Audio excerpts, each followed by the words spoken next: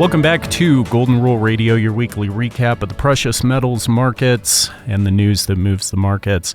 And this week, with some news headlines that seem to be becoming repetitive over the last couple of years as we're looming with the new debt ceiling approaching and congressional discussions, White House correspondence, so on and so forth. I was thinking about this earlier this week because it's something we haven't really talked about on this show before, and there are some implications that have to do with the value of our currency, with the outlay of government spending going forward, and certainly how that relates over to the precious metals market.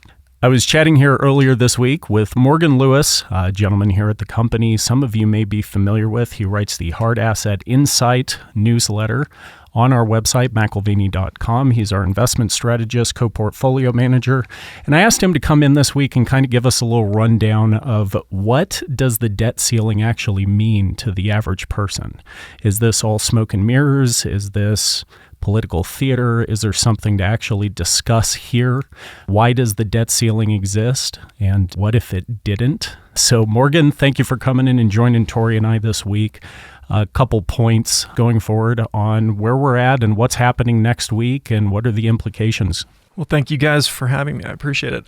I don't really focus too much on the details of the debt ceiling. I sort of tend to take a 30,000-foot view of the situation. I think best expressed by recent comments from Stan Druckenmiller, who, for those unfamiliar, is a first ballot Hall of Fame investor. He recently, in speaking on the topic, I'll quote him, he said, "All this focus on the debt ceiling instead of the fiscal issue is like sitting on the beach at Santa Monica worrying about whether a 30-foot wave will damage the pier when you know there's a 200-foot tsunami just 10 miles out."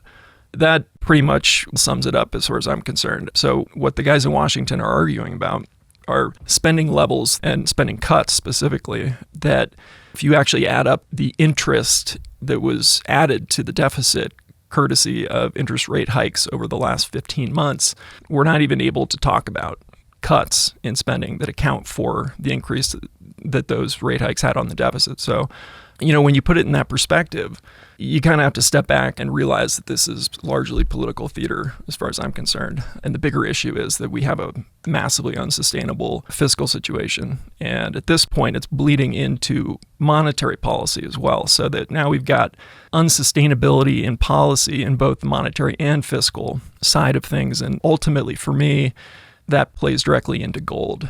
That's what that equation spits out. I mean, my framework on gold is that it's essentially after we got off the gold standard was replaced by the Fed standard, and then gold becomes, in that new regime, financial insurance against policy malpractice. And I think unsustainable policy is that malpractice. As far as I'm concerned, unsustainable policy is a bull market maker for gold and precious metals. So that's kind of like how I see the big picture here. And on the specifics, like I said, what they are debating just is a drop in the bucket. And the implications, Druckenmiller made a point where he was saying that if these guys were serious about actually addressing the fiscal issue, it would necessitate 40% increase in taxes forever, or a 35% cut in spending forever. And that would theoretically allow you to have entitlements stay as they are. Sure. Problem with that, though, is that doesn't take into account, and actually Druckenmiller referenced this, but it's worse than that. I mean, these guys aren't even thinking about talking about that. But the situation is even worse because if they even did that, the hit to GDP would be so significant that it would bleed right into tax receipts. Government spending right now is 25% of GDP. If you hit that to the tune that would be necessary to make a difference, ultimately GDP drops, tax receipts drop, deficits go up. So the question is, are you at or past the point of no return on the sort of fiscal issue? And to me, the depressing thing about the current debate is that they're talking about such little adjustment to anything that matters. It makes you think that we're past that point. So let me hit a couple points there that I think are worth mentioning. So you said that despite the discussion that's taking place today, the additional government spending that's already been approved going forward actually already exceeds the level that they're looking at raising the debt ceiling to. So they're raising the debt ceiling to solve the problem that currently exists when they've already set up for the next problem down the road when we hit the next debt ceiling that they're raising it to anyway. Right. It seems like the current unsustainable policy almost makes it a certainty that we just have this conversation again. So why does it exist other than the political theater? I think you have to consider, political theater. Right? Okay. But maybe that's just the answer. Yeah, but I would also say that I think even though both sides of the aisle are kind of caught in this spending issue, it's a systemic thing, I think. It's not a one party or another thing at this point. Just maybe you're talking about one party that's a little worse than the other. But I think that those who are conservative fiscally, at the very minimum, they see a debt limit as something that at least theoretically provides some degree of restraint, right? And in other words, what would happen if there was no limit, right? Like, we wouldn't even have to debate it, right? We would just accelerate something that's already unsustainable. So. Right, which seems to be the plan. I pulled a quote earlier today from Mark Zandi over at Moody's, who pointed out, as we approach the debt limit, this was on the White House's official website, so go figure, make sure to acknowledge the source. But he pointed out even the briefest default, a crisis would be characterized by spiking interest rates and plunging equity prices would be ignited. But then you listen to a guy like Stanley Druckenmiller, who points out the fact that you're missing the point. If we're talking about raising the debt ceiling beyond where it currently is, then it's just lip service. Like, does it matter if it approaches the debt ceiling when the debt ceiling's there versus the debt ceiling being $5 trillion higher than it is currently, or whatever they raise it to? So it does feel like lip service. And it's funny because you mentioned the Druckenmiller quote, and that reminds me of 12, 13 years ago when Barton Biggs' name got big, no pun intended, when Barton Biggs was writing. And I remember he had a quote, similar lines, we're scrambling around in the streets trying to pick up quarters and the steamrollers coming through, when he was talking about investing in the equities market, traditional equity investing. So one of the things I've always appreciated about our listeners and clients, and the way you started it, is taking that bird's eye view of not the minutia on a day-to-day basis that we're dealing with, but what is the ultimate problem that we're facing and spiraling towards. Because it makes me very nervous to hear you talk about how we basically already pre-spent money that we haven't even borrowed yet. So not only are we borrowing to cover expenses, but we're pre-spending beyond what we can currently even borrow from. Not talking about tax income. So let's say we do something that is a combination of lowering spending, which I don't see happening. Politicians' number one job is to get reelected, and you don't get reelected by cutting spending. Or we raise taxes, another great way not to get reelected. But let's pretend we do both of those things. What's to stop the government, who's incapable of not pre-spending unborrowed money yet, but now all of a sudden they raise taxes by 40%. What's to keep them from raising spending by 40, 60, 80% and just making the problem worse, not better? Nothing. I mean, ultimately, that's why I use the word unsustainable, is that I don't use the word unsustainable lightly. To me, it's a meaningful thing to say that this system as it is currently situated is unsustainable. It means it's a problem. It means that if it runs at its current trajectory, the way that it is chugging along, that ultimately it will kill itself, right? It's inherently unsustainable. And I think that's what's going on. So to me, you're right. Even if you cut spending 35%, even if you raise taxes 40%, we still actually have to have a conversation, I think, politically, nationally, about what are we doing? What's the game plan here as a country, politically, fiscally, economically? It is a little depressing. It is a little frightening because, it just seems like we can't have much of a conversation about anything. And that's a big conversation that would need to be taken seriously for anything to really seemingly change. Morgan, thanks again. This is really, really good information and obviously worth pondering and stewing on for a while. But I want to challenge you to circle back around to how this impacts your outlook for gold or precious metals in general, but particularly as it's the monetary component of gold. How do you see this playing out? If this continues on its current path, what do you see? I've been following gold for a long time, and I think all of this stuff is very, very relevant to the gold market, and at least that's my framework. Back when Volcker raised rates to fight inflation, I would call that a period of history where monetary policy was able to demonstrate that it was, semi-effective, or that it was somewhat responsible, that they could handle something like inflation.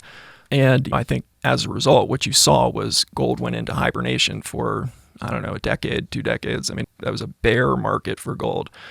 I just want to review all this because I think it proves the gold thesis here to some extent. So back in 2000, the late 90s, early 2000s, as Greenspan started to play around with monetary policy and as the deficit spending and all of that, we sort of went off course over the period of time, certainly on the fiscal side starting earlier, but then monetary policy started to cave to choices that were more convenient as opposed to exacting real discipline.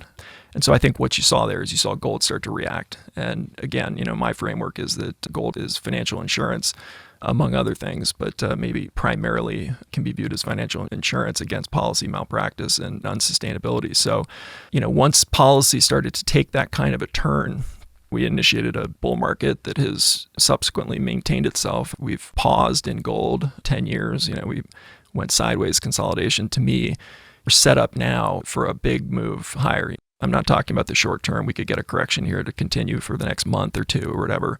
But I'm thinking sideways grind under all-time highs or a bit of a correction followed by a breakout. And the reason I say breakout is because the unsustainability maintains itself. And I would highlight 2 primary reasons to think that the move is higher in gold from here. And one is this discussion that we've been having with debt and deficits where they are. I'll remind that when Volcker increased interest rates, we had just over 30% debt to GDP. So as this whole saga has been playing out, now here we find ourselves at 120% of debt to GDP. So again, the word unsustainable creeps into the conversation. 100% debt to GDP is historically the tipping point when countries default or inflate away the debt because the debt burden's too large for them to function. And, we're there. Like I said earlier, it gets itself into monetary policy. Quite frankly, Powell cannot raise rates the way that Volcker could. So it's questionable the degree to which the interest rate tool is really effective in fighting inflation here. Well, that was one of your early points because you're talking about debt not only as a greater percentage of GDP, but you're talking about higher interest rate debt, right, which comes to your original argument. Back in the 1920s, we were at 20% when they were aggressively raising rates and drove us into a recession and depression with their brilliant central planning, which this is all a result of central planning rather than natural market dynamics. But that, to me, is a key point. Yes, we're increasing spending. Yes, we're increasing the debt. And now we've got the trifecta of the increasing interest rates. And so you're saying that's naturally going to put a ceiling on how high the rates can go. Yeah, I think what we've seen is that the higher rates, I think we can fairly say that some of the recent market turbulence, and then we saw it get into the banks, we saw it blow up the treasury market in UK earlier in the fall, but higher rates start to make the bond market uneasy and you start to get dysfunction in the bond market, and that's a big problem. So both on bond market dysfunction and on the fact that the higher they increase the interest rates and the longer they keep them there, you blow out the deficit issue. And that in and of itself puts more stress on the bond market. So my thinking about this is that we don't know exactly what can Powell take rates up to 7%, 8%, maybe, but it's at some serious risk that was not associated with Volcker's ability to do that. And you also would think that the tendency would be to raise rates as little as possible to avoid the potential problems that would create. At the same time, the tendency would be to bring them back down as soon as possible, not to leave them higher. And we've seen that signature in the market for well over a year, that we have these rate cuts that are constantly priced in, always 6 months out, because the market just realizes that this is unsustainable and they're going to have to cut rates. So ultimately, I think we're vulnerable on inflation. I think there are secular reasons to think that is the case. I won't go into those, but a lot of drivers that would suggest that inflation is structurally going to be higher going forward than it was for the last 20 years. And if we don't have the tools to fight that, that creates another problem where it gets into the treasury market, and essentially you can assume that it would lead to a sort of secular period where U.S. treasuries are negative real yielding. The yields on treasuries are not keeping up with inflation. That's a big problem as the number one global reserve asset, which U.S. treasuries are. So what that means is that we're asking people to hold their nation's savings, or whoever is the treasury holder, but you're talking about having to save wealth in something that's bleeding on a constant basis. So to me, that kind of environment is suggestive of just rationally that you would think a lot of competition for reserve asset role. People will be looking for alternatives, and I don't think there are great currency alternatives. I think gold becomes an alternative, and certainly gold as a store of value starts to make a whole lot of sense when you're negative real yielding on treasuries. Yeah, that bleeding effect you're describing. Welcome to the world of the average American, and welcome to the rush of seeking gold in the first quarter of this year, with its now 8% return. Gold has gone from $20 an ounce to $2,080. As Miles started with a questioning of you, this is almost like a broken record, something we're addressing over and over again. And what I hear you saying is get used to it. This is a perpetual problem because the solution is too tough to really handle. So 15-second takeaway statement. How would you close? Yeah, like I said before, I think unsustainability to me is a bull market in gold. The policy unsustainability translates to a bull market in gold. And I think as we see unsustainability be the bottom line here, both monetary and fiscal policy, those negative effects work their way through the system. They get into the Fed's ability to fight inflation. They get into the treasury market. Ultimately, I just see all of those things as stimulants for financial insurance to just continue to be more expensive. And that means gold going higher. Thanks a lot, Morgan. We really appreciate you swinging by. I know you spend a lot of time studying some of the deeper things than Tori and I do when we're hyper fixated on the precious metals markets on a regular basis. And we appreciate you stepping in and taking that look for the whole company. Yeah, you've got my head swimming. Going back to that point of gold going from 20 to 2,080, think about that. When we hear the objection of, well, why would I buy gold at the top of the market at an all-time high?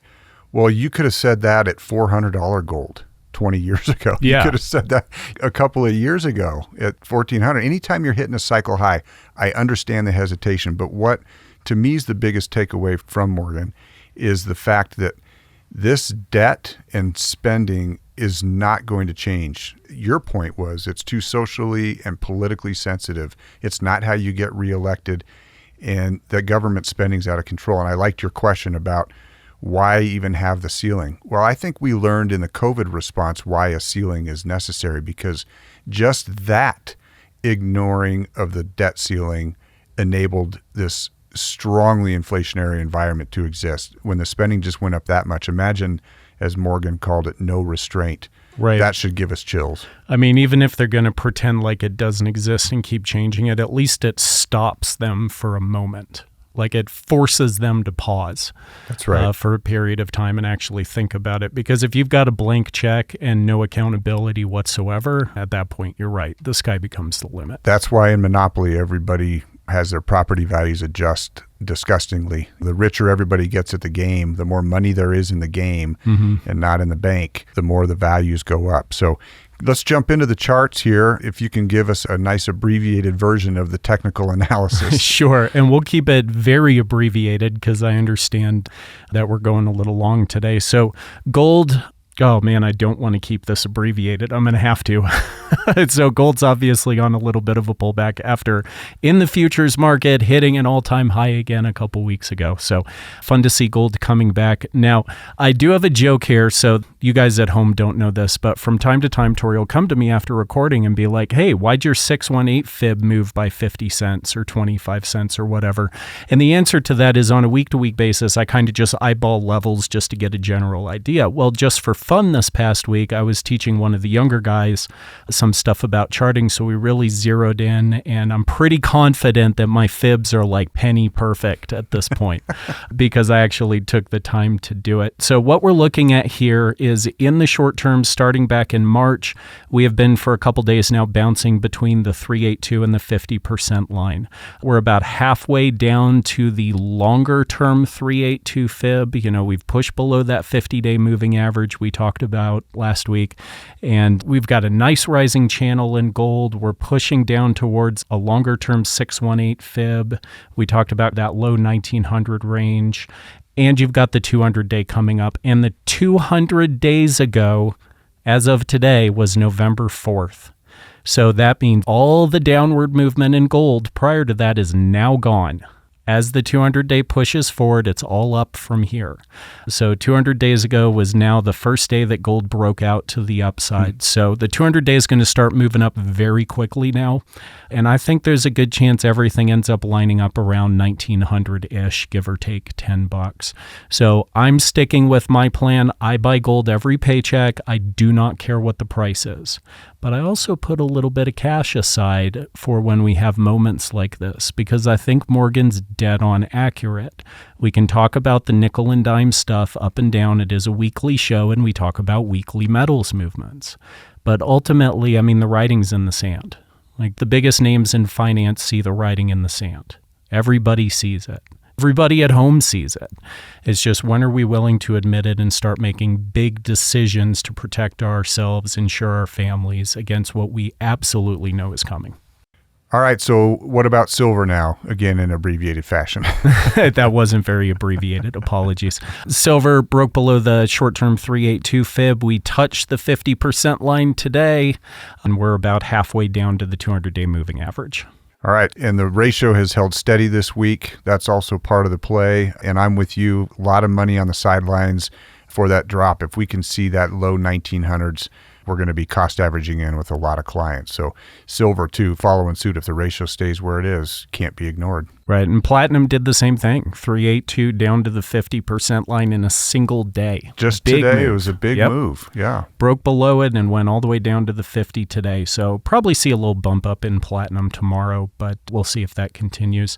Really fascinating numbers coming out with platinum, too. The expectation is for 7.3 million ounces to be available this year in 2023 against an 8.3 million ounce demand. So it's now projected that platinum will have about a 1 million ounce shortfall this year. And this would happen. That's right. At some point, you don't know what's going to be the technical driver or what the news is going to be, but from a supply and demand standpoint, that's very bullish for the platinum. Yeah, sanctions on Russia doesn't help that at all.